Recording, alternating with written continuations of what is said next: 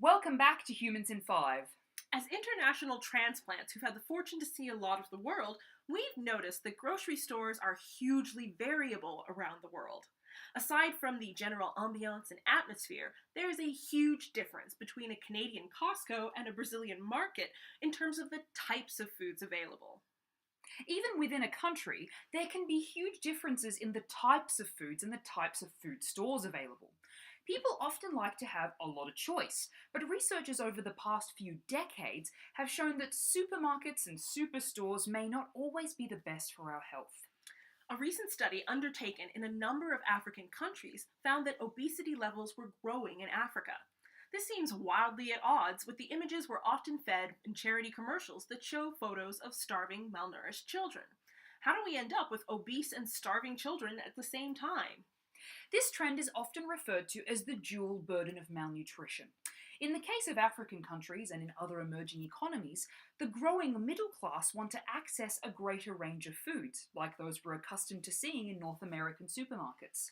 The trouble is, the heavily processed and packaged foods available in modern grocery stores are often quite bad for us. They tend to be high in sugars and fats and may contribute to the growing waistlines observed among African middle-class communities. These readily available foods may provide enough calories, but they don't necessarily have the same nutritional quality as the foods many middle-class people might have once grown for themselves. This mismatch between getting too many calories while not getting enough nutrients may cause the dual burden of malnutrition. People may suffer the effects of obesity, but they're also malnourished. While African countries provide a strong example, this can still happen in countries like the United States of America. Several studies over the years have found that grocery stores aren't evenly distributed across the country. In both rural and urban areas, there may be large areas of a city where high-quality foods are, such as fresh fruits and vegetables, they're just not available. These areas have been called food deserts. People may be able to access food, but not foods with the right nutrients and minerals.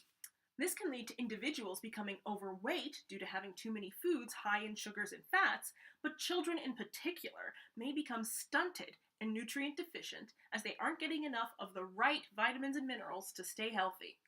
Overall, studies like these conducted around the world have demonstrated that grocery stores, their locations, and their contents can have bigger effects on our health and nutrition than we once thought. As childhood obesity rates have reached a new high, with 124 million children and teenagers considered obese, studies like this that track where the food comes from in the first place may clarify how the availability of foods today could lead to different patterns of nutrition around the world. We hope you're getting all of your nutrients, and we'll see you next time on Humans in 5. Don't forget to subscribe!